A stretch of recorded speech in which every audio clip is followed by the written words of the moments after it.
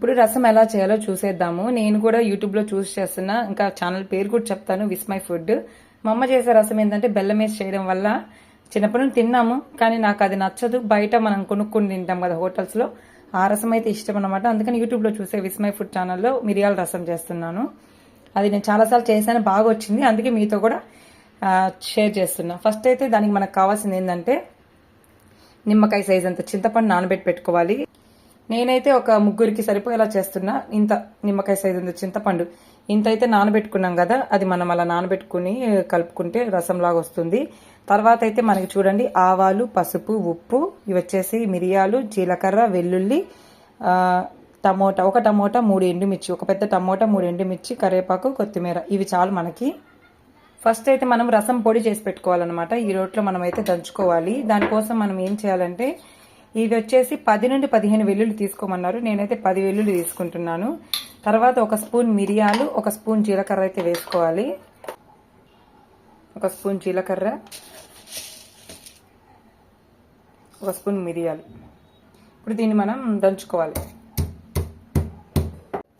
చూసారు కదా, మరీ మెత్తగా కాకుండా ఇలా దంచుకోవాలి.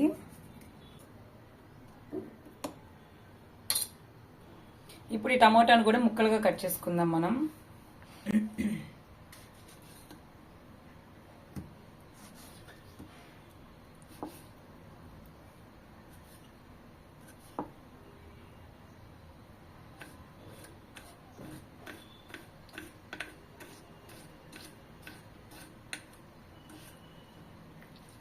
ఇలా ముక్కలు కట్ చేసుకుందాం.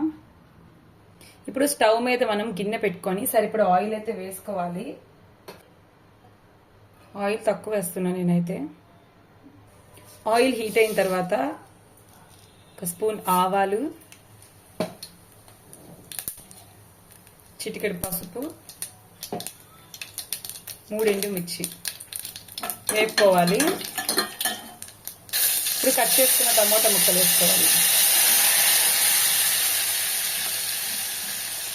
కట్ చేసుకుని టమాటా ముక్కలు వేసుకోవాలి. కొంచెం ఉప్పు వేసుకొని టమోటా ముక్కలు మనం మగ్గనించుకోవాలి. మూత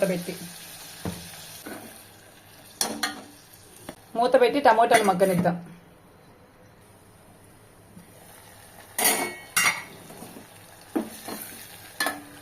టమోటా ఇలా సాఫ్ట్గా కుక్ అవ్వాలి.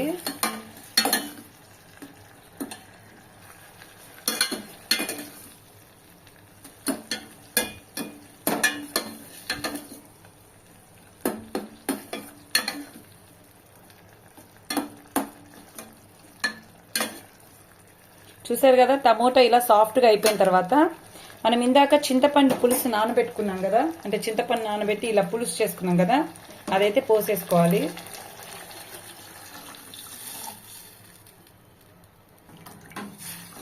ఇలా చింతపండు పులుసు పోసుకున్న తర్వాత మనం ఇందాక దంచుకున్న పొడి ఉంది కదా,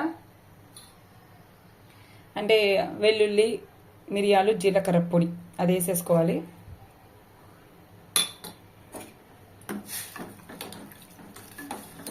ఇప్పుడు మనము ఈ పులుపు, ఉప్పుకు తగ్గట్టుగా, అంటే చింతపండు పులుసు ఉంటుంది కదా, ఈ పులుపుకు తగ్గట్టుగా నీళ్లు పోసుకోవాలి చూసుకొని. కొంచెం పుల్లగానే ఉంది కాబట్టి నేనైతే వాటర్ వేసుకుంటున్నాను.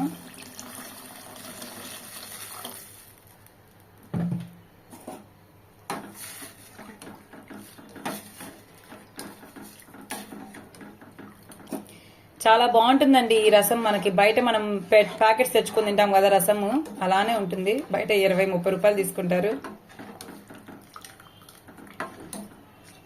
చాలా సింపుల్ కూడా. నేనైతే చెప్తున్నా కదా, విస్మై ఫుడ్ ఛానల్ చూసి ఈ రసం అయితే నేర్చుకున్నాను. ఇది నేను ఎప్పటి నుంచి చేస్తున్నా అంటే దాదాపు 5 ఇయర్స్ నుండి ఈ రసం నేర్చుకొని చేస్తున్నా.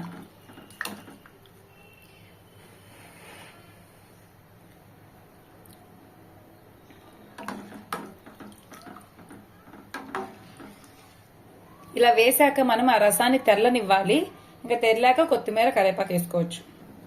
చూసారు కదా, తెరులుతున్నప్పుడే నేనైతే మన దగ్గర ఫ్రెష్ కరివేపాకు అయితే లేదు, కానీ ఉన్న కరివేపాకు వేసేస్తున్నాను. కొత్తిమీర కూడా కొంచెం ఉంది, కొంచెం వేస్తున్నాను నేనైతే కొత్తిమీరని. కాడలతో సహా వేయమన్నారు, కాడలతో సహా వేస్తున్నాను.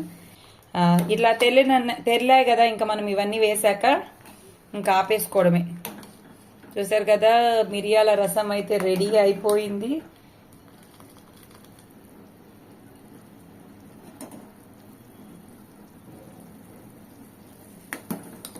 తిని టేస్ట్ చూసుకుంటూ చెప్పాలి ఎలా ఉంది అనేది.